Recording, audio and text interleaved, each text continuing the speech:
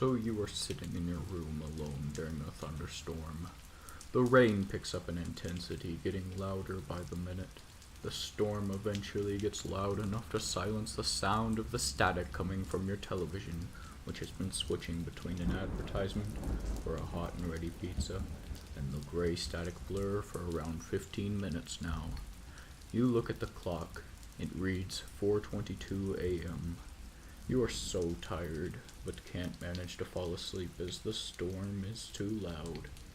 You decide that the best option is to turn the television off and just wait out the night, hoping to maybe catch a little sleep in the process. But as you press the dreaded power button, you feel a sense of panic. You shrug it off, lay down in bed, and start to drift to sleep.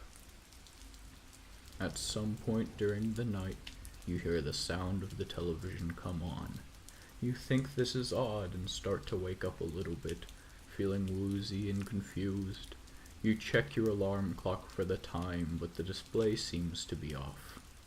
It is safest to assume that you aren't going to get any good sleep anyway tonight, so you settle to turn on the lights and just wait out the night.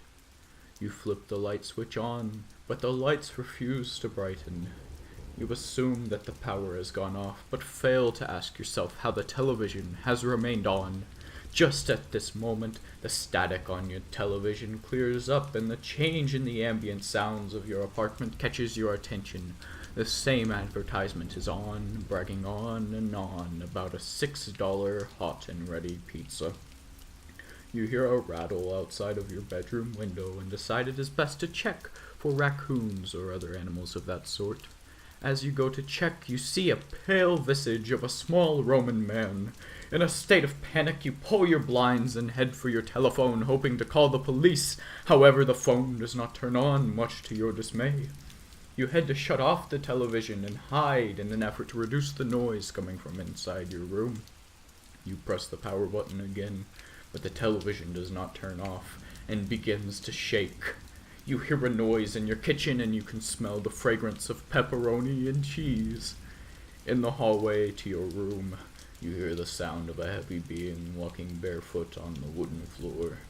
You grab a book from the bookshelf under your television and face the door, ready to throw it at the intruder. As you turn to face the door, it flies open. You are now face to face with Little Caesar himself. All you can hear is the television at this point, and it seems to be getting louder and louder, even louder than the storm. You throw the book, just for it to be suspended midair in front of Caesar. He smirks. Behind you, a loud shattering sound can be heard, and the television goes silent. Afraid to turn around, you keep eye contact with Caesar, but you know good and well the television has shattered. A bleak smile breaks across his face, and shards of the television screen flies into your back, severing your spinal cord and paralyzing you from the neck down. You are unable to move, but refuse to go unconscious. You refuse to let it end like this. He looks at you, laying on the floor, and readies his spear. You ask him the dreaded question, "Why are you doing this?" The spear is pointed at your neck and you have no way of moving to stop him.